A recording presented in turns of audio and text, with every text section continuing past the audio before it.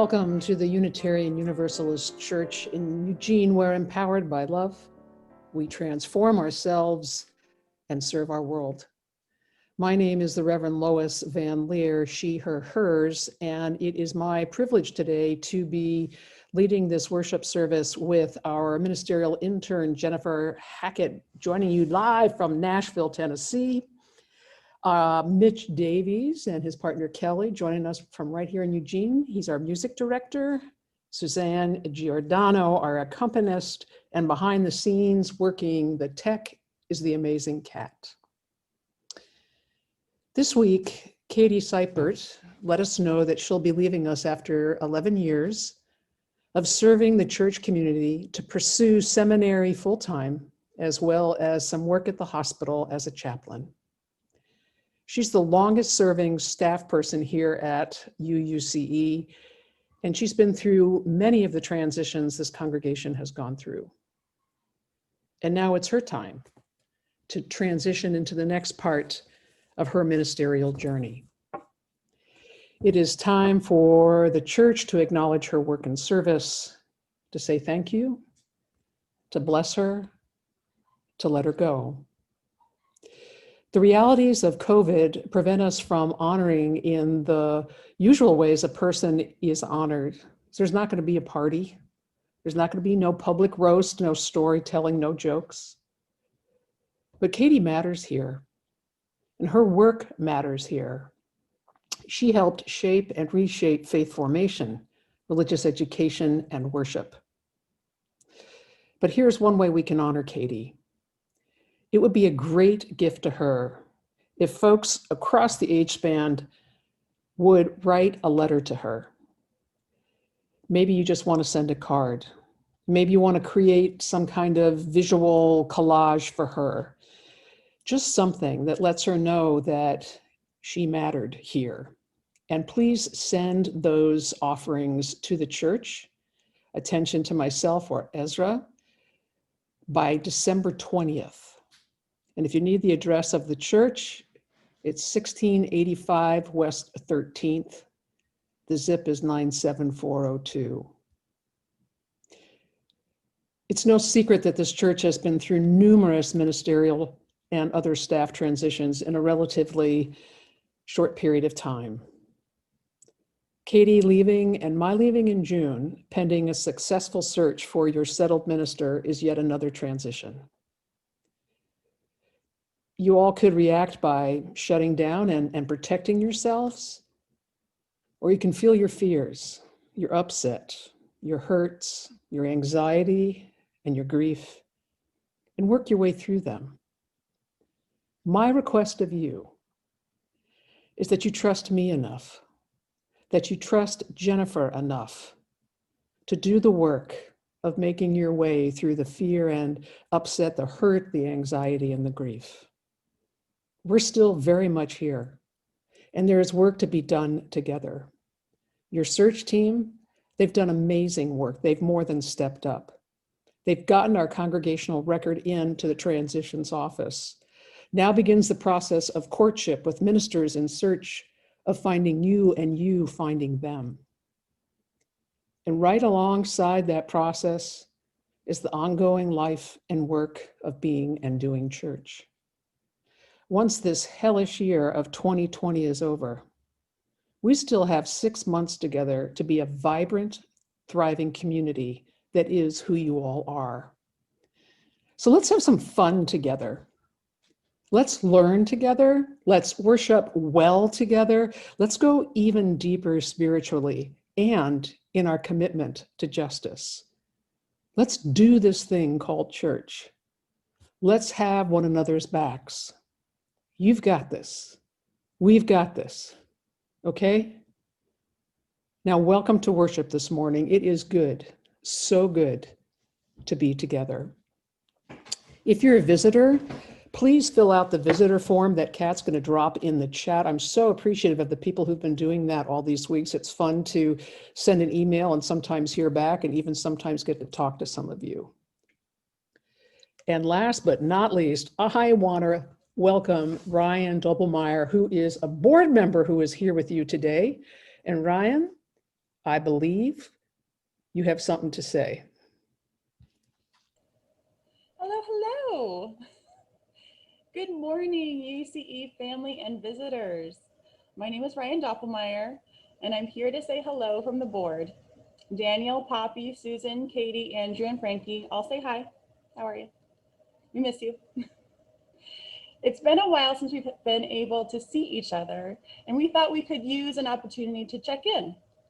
So this Friday from 6 to 7, I and a few other board members will be hosting a Zoom social hour. You are welcome to join us and chat, share concerns or ideas as we head into the new year. The information, the Zoom link will be in the weekly newsletter, and I hope to see you there. Thanks.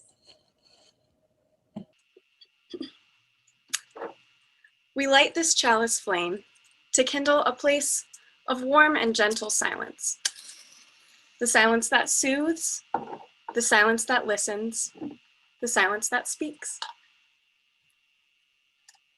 And now Jennifer will light a candle in the memory of Barbara Greenlee, a longtime member of UUCE who died on November 30th.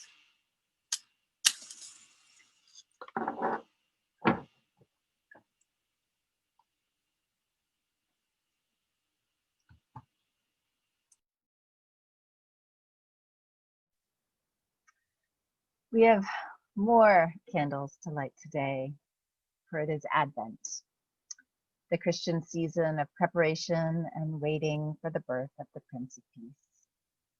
Advent is celebrated on the 4 Sundays prior to Christmas.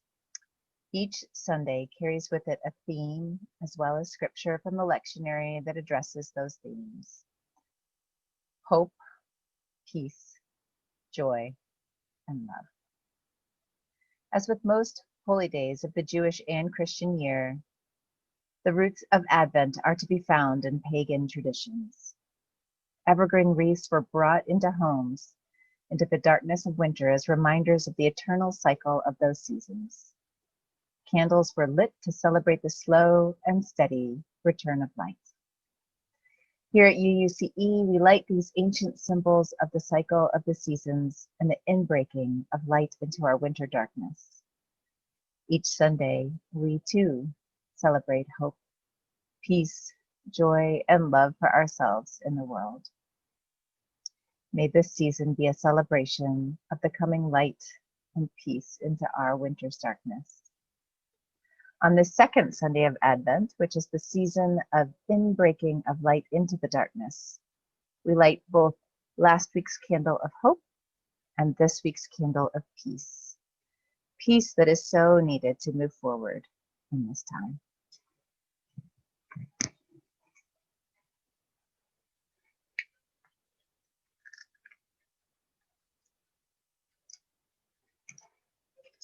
Well, I will be doing that in a moment because my lighter won't turn on. And then we will all have more light from Advent. Let us be called to worship. Hear now the words of Jan Richardson, entitled Blessing the Chaos. To all that is chaotic in you, let there come silence. Let there be a calming of the clamoring, a stilling of the voices that have laid their claim on you, that have made their home in you. Let what distracts you cease. Let what divides you cease. Let there come an end to what diminishes and demeans, and let depart all that keeps you in its cage. Let there be an opening into the quiet that lies beneath this chaos, where you find peace you did not think was possible, and see what shimmers within the storm.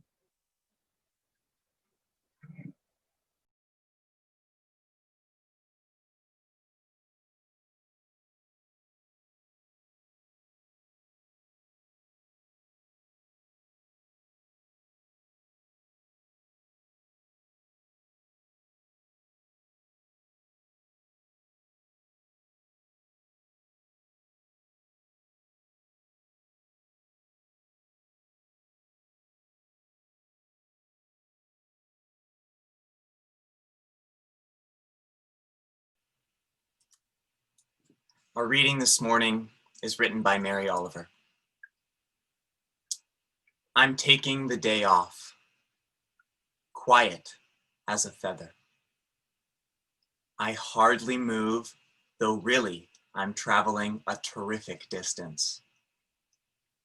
Stillness, one of the doors into the temple.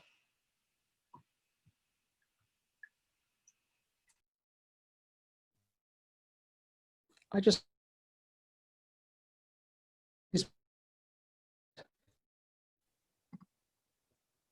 am I there?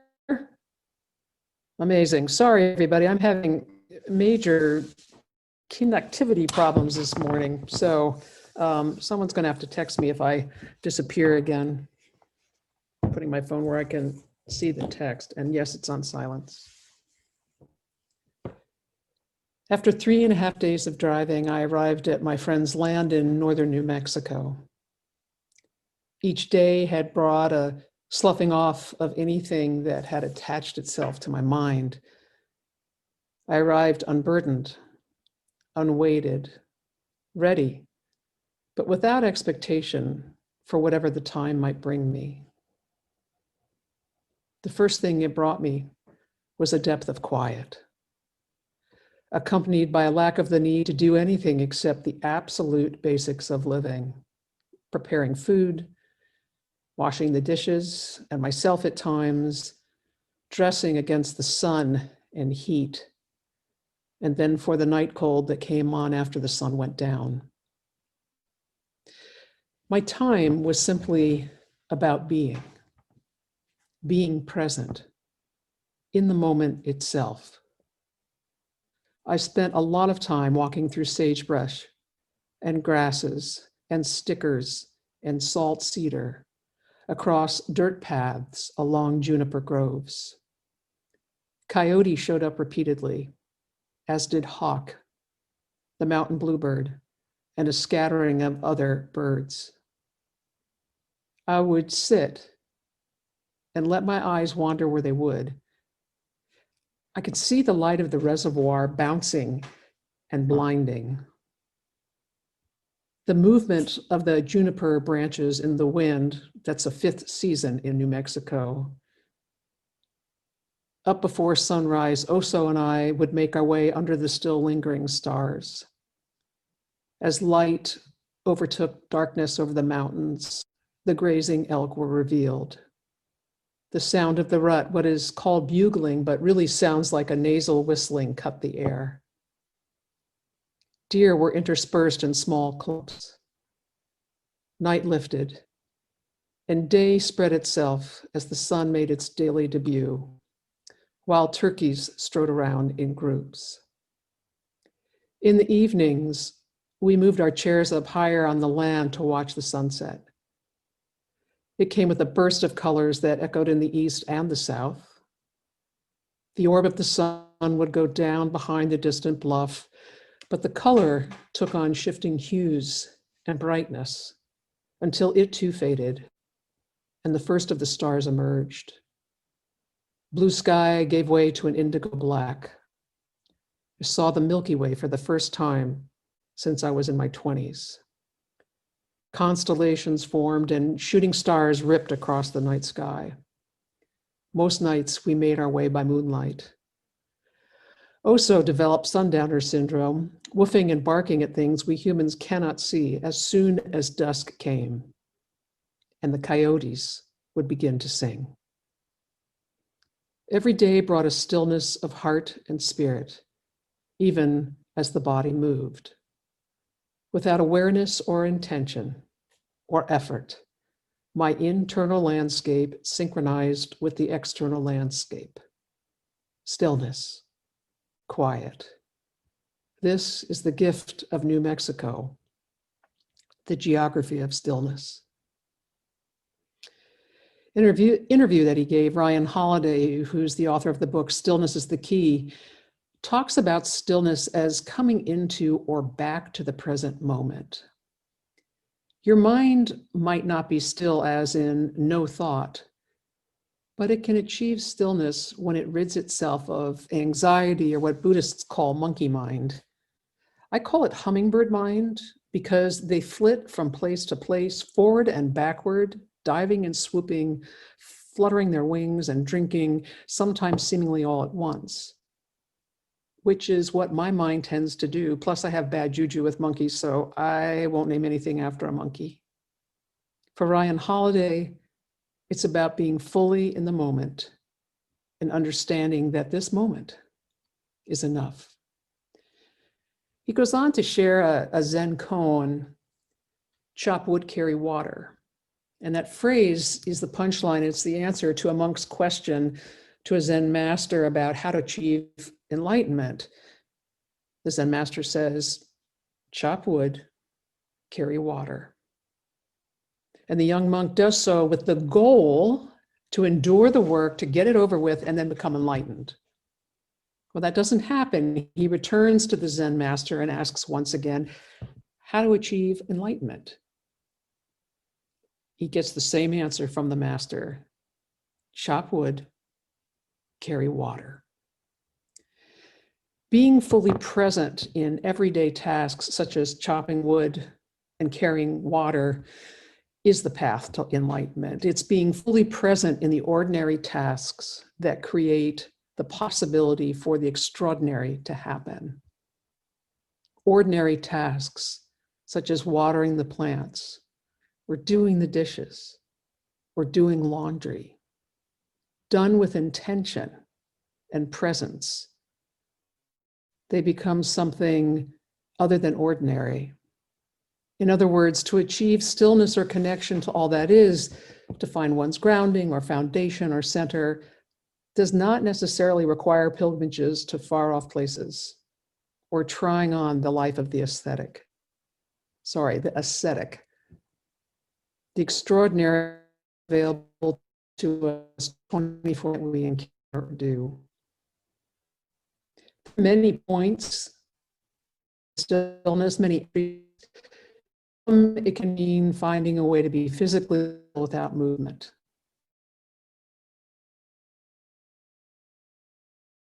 Entry point for many.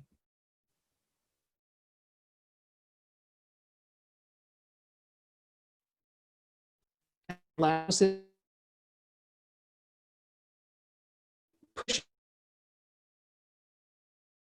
to pain.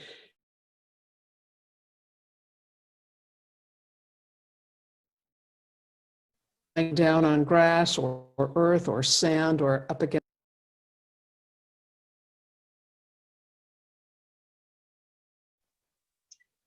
So I have texted Revlo to let her know that she has disappeared, and just give us a moment to see if she calls in. Enjoy this meditation time. Is that true? Someone tell me. Ugh. Revlo, we just heard that, and we see you again for the first time. Okay. All right. I'm so sorry. I can see when I'm actually losing you. I'll keep trying. I'm not sure what's going on this morning. I was talking about people who maybe lie down on grass or earth because it allows them feel connected to the force of life, and others seek large open wild spaces that are big enough to receive and hold their internal struggles. Some of us might choose to sit by a running stream or on a beach where the rhythm of the water lulls our minds into a stillness. And for some, stillness is about emptying the mind and the body of movement. It is allowing it to not fight thoughts, but to let them come and go, just like you would let clouds come and go without attachment or judgment.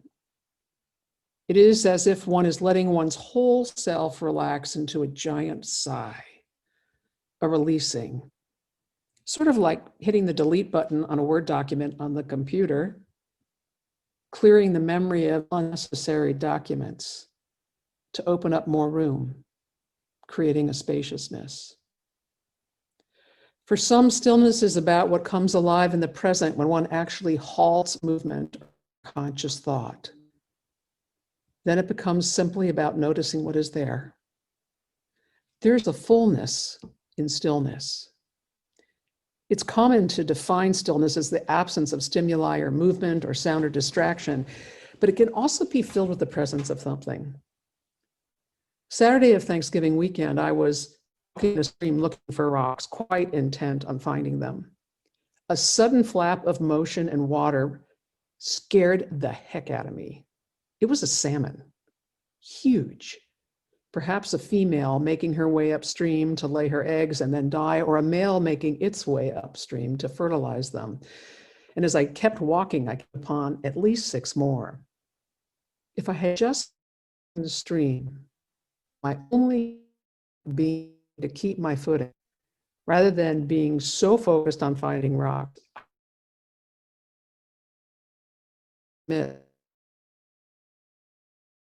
rocks must find rocks, occupying my mind.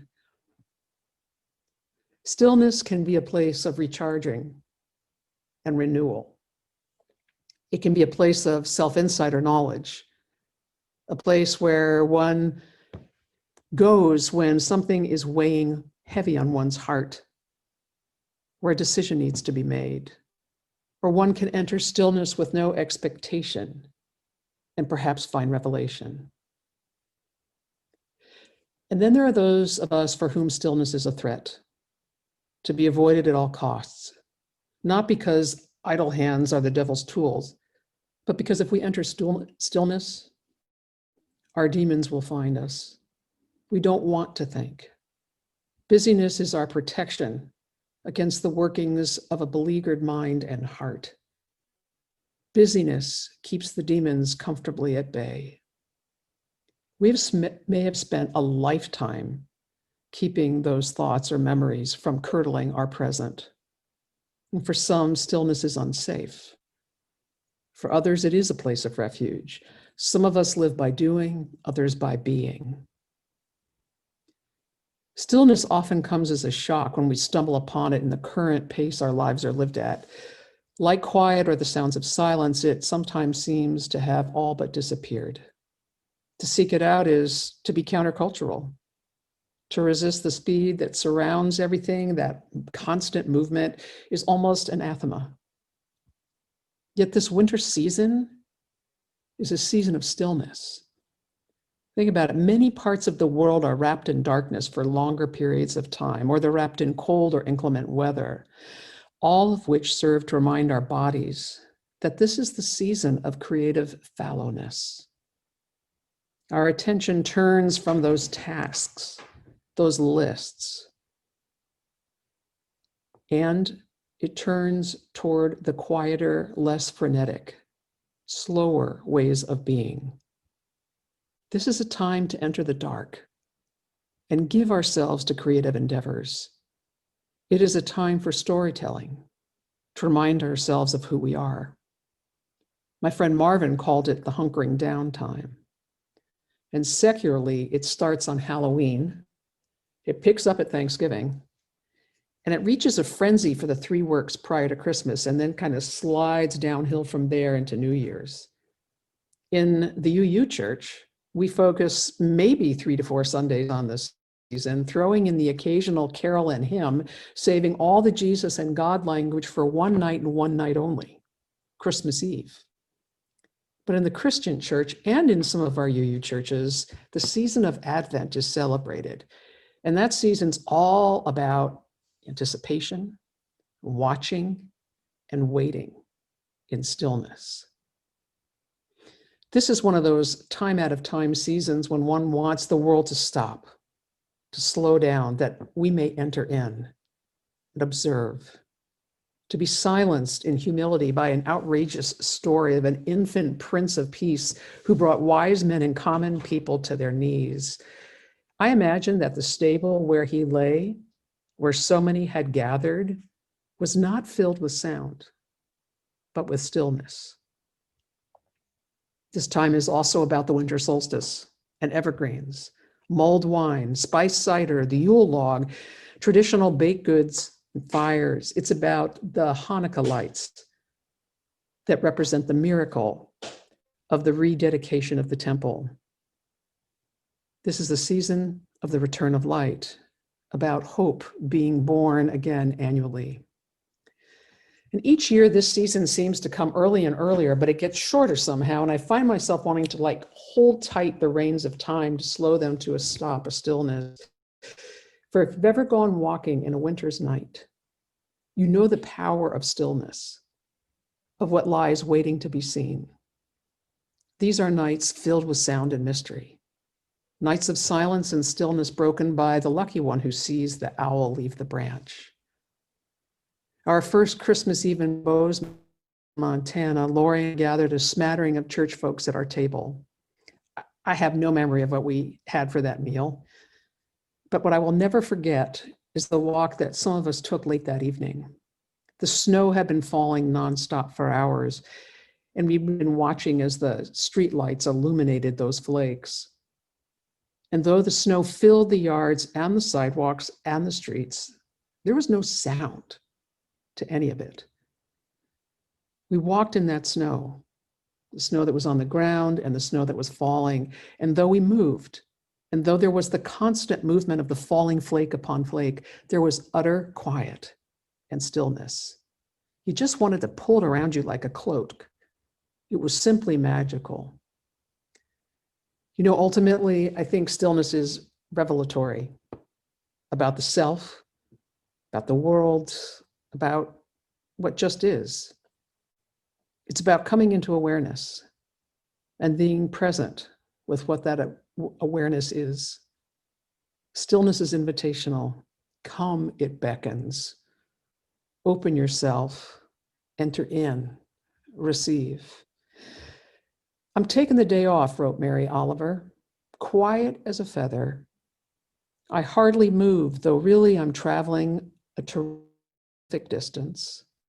Stillness, one of the doors into the temple.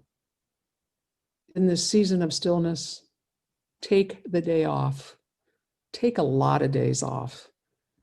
Spend some time being still as a feather and enter the temple not only of the extraordinary, but of the sacred ordinary.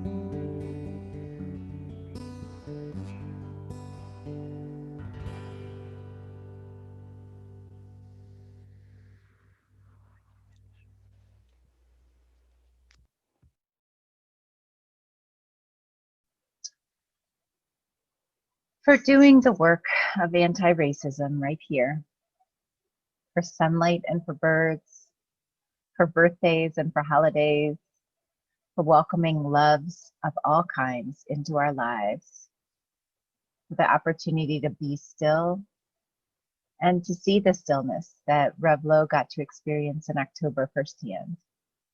We are so thankful. For struggling, all of us struggling in so many ways, especially those hit with COVID and depression and departures and fires. For all of these, all of the health concerns, all of the things that are being listed even now, we hold you. You are not alone in your sorrow. For all of the joys and the sorrows that have been named by the beloveds today, and for those that you hold still in your heart, we pray with you, we breathe with you, we work to enact change with you and for you. You are not alone. Blessed be. You are not alone. You are held in the chalice of community. This is your community. When you give to this community, you support it, but you also say, this is my community. I have need of it, and it has need of me. I invite you to give what you can when you can in support of the work and ministry of this congregation. Dear ones, it's really quite simple. Chop wood, carry water. May it be so, so be it. Blessed be.